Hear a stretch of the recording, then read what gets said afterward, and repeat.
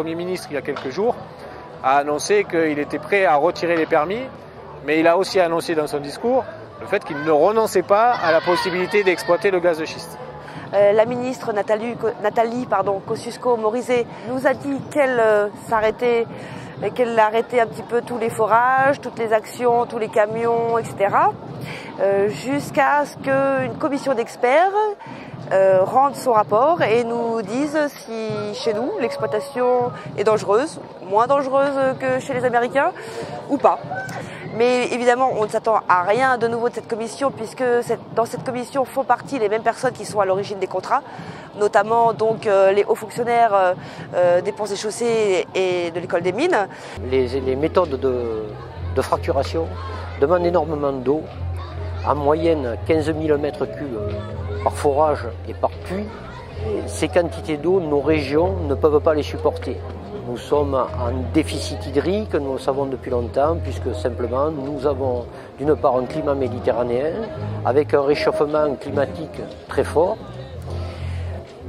et d'autre part une population qui augmente de plus en plus dans nos contrées du sud de la France. En plus d'exploiter une ressource rare, on va la polluer et ça c'est inadmissible.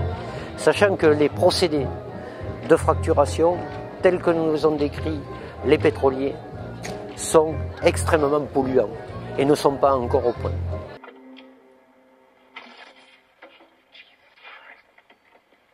Normalement, il était prévu que des gens des collectifs soient reçus par des députés pour discuter avant le 10 et que malheureusement la rencontre a été reportée après le 10, au 11 exactement. Donc, les collectifs nous ont alertés en tant qu'élus que malheureusement les députés avaient refusé cette rencontre avant le 10 mai et avaient proposé, ce qui me semble être un peu de la provocation, le 11 mai, donc le lendemain du vote de la loi. Un élu, eh bien, il aime bien savoir ce qui se passe quand même sur son territoire parce que quelque part, et même plus que quelque part, il en est responsable. En gros, s'ils ne veulent pas nous recevoir, on l'a déjà fait dans le passé, moi le premier, on se fait recevoir un peu de force, hein, pour être sûr qu'avant le 10 mai, ils nous entendent. Le vrai débat, ce n'est pas le gaz de schiste, l'autre débat, c'est quel type d'énergie on veut et comment on construit territoire par territoire des réponses énergétiques adaptées et surtout gérées par les citoyens eux-mêmes et plus par les multinationales.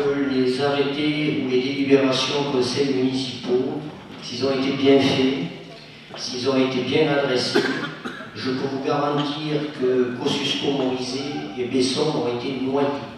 Donc, ce n'est pas vain de faire des arrêtés et des délibérations, et effectivement, comme il a été dit, il faut que les citoyens montent au créneau, interpellent leurs élus, et n'aient pas peur à travers les collectifs et les associations, parce que pour financer, il faudra passer par le fait associatif. Les collectifs devront devenir associatifs. Et là-dessus, de monter au créneau tous ensemble pour arrêter ce que j'appelle une catastrophe. Merci.